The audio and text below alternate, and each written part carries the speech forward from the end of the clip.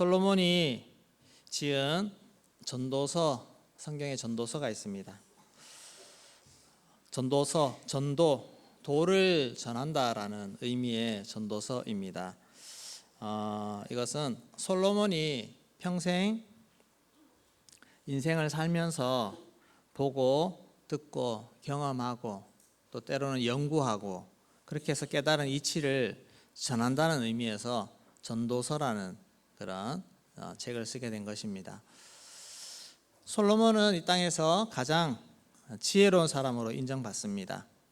또한 모든 것을 가졌고 누려보았고 누려본 사람, 그래서 세상 부러울 것이 없는 그런 사람으로 여김받습니다. 그런데 그런 사람이 인생을 산 결론은 시작이 그것입니다. 헛되다는 것입니다. 헛되다. 전도서 1장 2절 말씀해 보면 헛되다는 말이 5번이나 나옵니다. 헛되고 헛되며 헛되고 헛되니 모든 것이 헛되도다. 네, 이 세상에서 사는 삶 자체가 헛되다.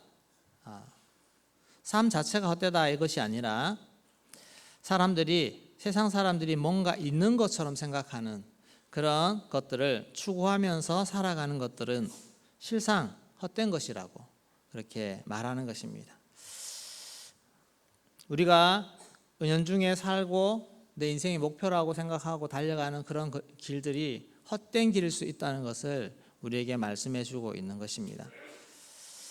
세상을 쫓는 삶은 결국 허무함으로 끝나지만 진리 되시고 영원하신 우리 하나님을 경외하는 삶과 오늘 내게 주어진 삶을 기뻐하고 내게 주어진 환경을 기뻐하고 하나님과 동행하는 삶을 사는 삶이 우리에게 이 땅을 살아가는 우리에게 가장 행복한 삶이라고 그렇게 말해주는 것입니다.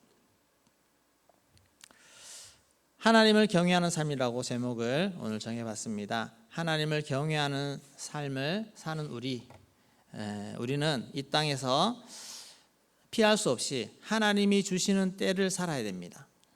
하나님이 주시는 때를 살아야 됩니다. 네. 우리는 이런저런 때가 있습니다. 저마다의 시기적인 때가 있고 또 환경적으로 달라지는 때가 있습니다. 전도서 3장 1절에서 8절까지 이 때에 대해서 쭉 이야기를 하고 있습니다. 우리 같이 한번 읽어보도록 하겠습니다.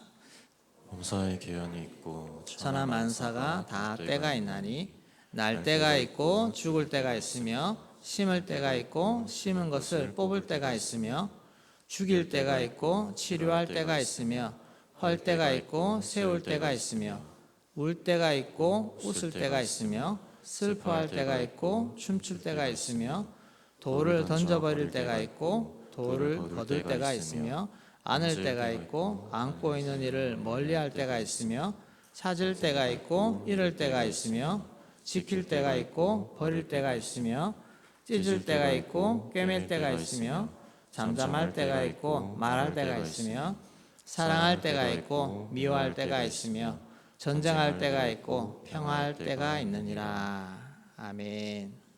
네, 사랑할 때도 있고 미워할 때도 있고 전쟁할 때도 있고 평화할 때가 있고 내가 원하든 원치 않든 이런 환경과 때에 놓이게 될 수 있다는 것을 이야기합니다.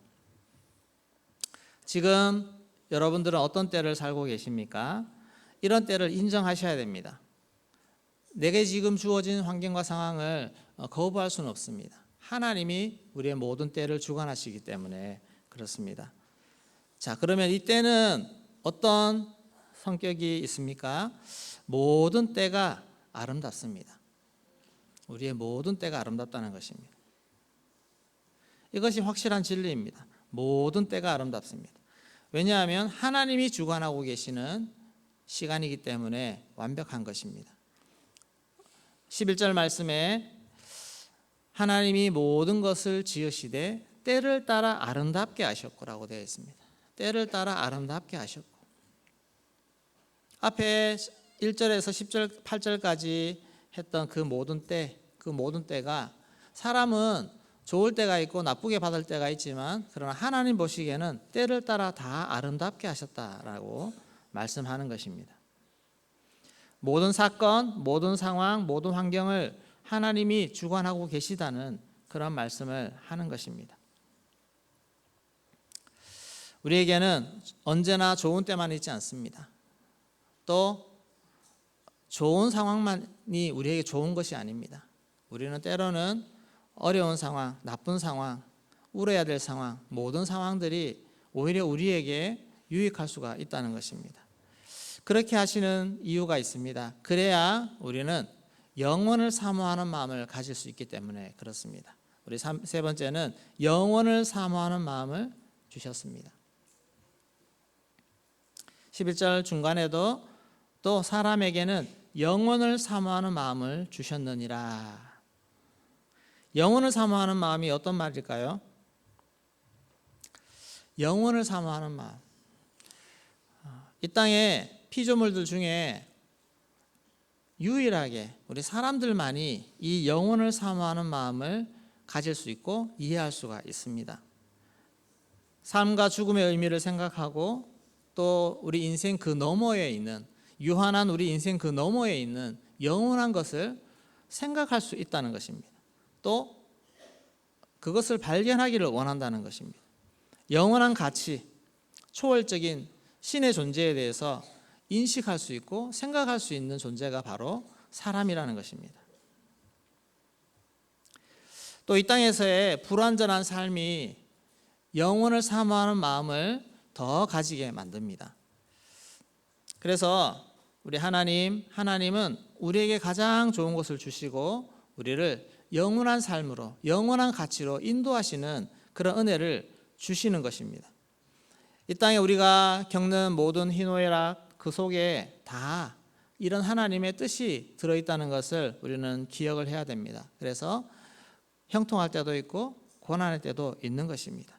또한 그렇게 해야 우리는 교만하지 않고 더 낮아질 수 있고 겸손할 수 있고 특별히 하나님을 경외하는 마음을 가질 수가 있게 됩니다.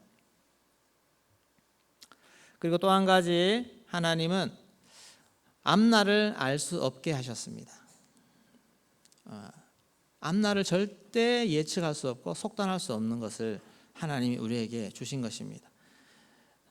전도 3장 11절 하반절에 하나님이 하시는 일의 시종을 사람으로 측량할 수 없게 하셨다.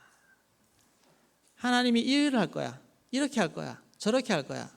우리가 감히 속단할 수가 없는 것입니다. 우리가 아무리 하나님을 사모해도 아무리 하나님과 친밀해도 하나님은 우리에게 앞날을 다 가르쳐 주지 않으셨습니다. 하나님의 뜻은 심지어 이 땅에 예수님이 오시는 재림의 날은 예수님조차도 모르는 하나님만이 아시는 것 아니겠습니까? 우리는 이 땅에서 앞날을 알 수 없게 하셨습니다. 우리는 주 안에서 잘 되고 주 안에서 복을 받습니다. 그러나 어떻게 복을 받고 어떻게 잘 되고 어떻게 우리가 되는지 우리는 알 수 없게 하셨습니다. 이것이 우리가 하나님을 경외할 수 있는, 경외해야 하는 그런 이유입니다. 우리 14절 말씀을 다 같이 읽도록 하겠습니다. 하나님께서 행하시는 모든 것은 영원히 있을 것이라. 그 위에 더할 수도 없고 그것에서 덜할 수도 없나니 하나님이 이같이 행하심은 사람들이 그의 앞에서 경외하게 하려 하심인 줄을 내가 알았도다. 아멘. 하나님이 행하시는 것은 영원합니다.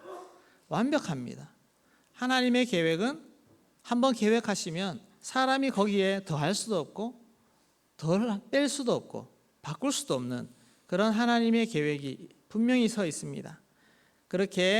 그러면서 하나님이 행하시는 일을 그렇게 행하신다는 것입니다. 그렇기 때문에 그의 앞에서 하나님을 경외하는 모습으로 우리는 서야 되고 경외하는 마음으로 늘 살아가는 우리의 사람의 모습이 되어야 합니다. 우리 앞에 이 땅에서의 우리의 인생은 항상 주님을 의지하는 인생이 되어야 되고 주님을 경외하는 인생이 되어야 됩니다. 그러면 하나님이 가장 좋은 길로, 가장 선한 길로 우리를 인도해 주실 줄로 믿습니다. 우리의 미래는 주님께 달려 있습니다. 근데 그 미래가 앞날은 주님 앞에 주님께서 우리에게 가장 선한 것으로 주신다는 것입니다. 그래서 나는 미래가 어떻게 될지는 모르지만 나의 미래를 붙잡고 계시는 분은 하나님이시다라는 명확한 사실을 우리는 꼭 붙잡아야 될 줄로 믿습니다. 내일 일은 난 몰라요 라는 찬양이 있습니다.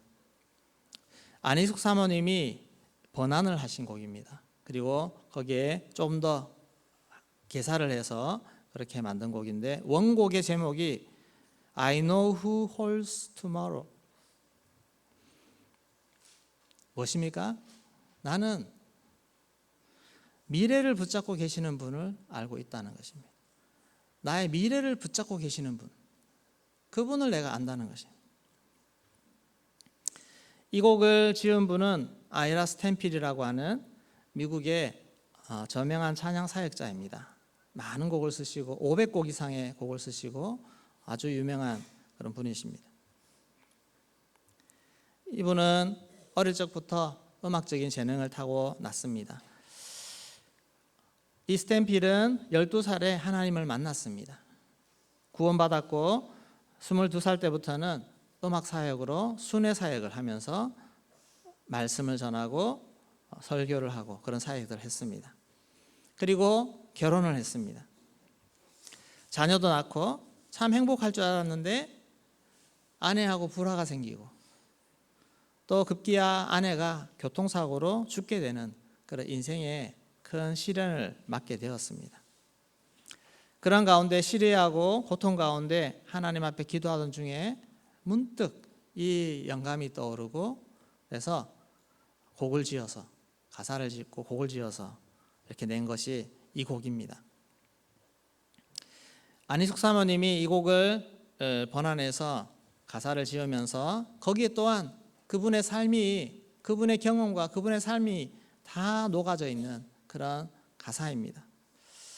이런 찬양이 많은 오늘 우리에게 얼마나 큰 영감을 주고 위로를 주는지 모릅니다. 저도 옛날부터 알던 찬양인데 나이가 들수록 또 저도 어려운 일을 겪을수록 이 가사에 공감이 되는 것 같아요. 경험이 있는 사람이 맞는 말이구나, 정말 맞는 말이구나. 그런 거 볼 때 하나님이 우리 인생에 경험케 하시는 하나님의 선하신 뜻은 참 이걸 겪어보면서 더 알게 되는 것 같습니다. 우리 찬양 한번 불러볼까요? 우리 아이들은 이 찬양 얼마나 깊이 있는지 잘 모르겠지만 그래도 가사를 잘 보시기 바랍니다. 또 우리 어르신들은 이 찬양 부르면서 눈물이 저절로 나시기도 할 것입니다. 이 고백이 우리 모두의 고백이 되기를 소망합니다.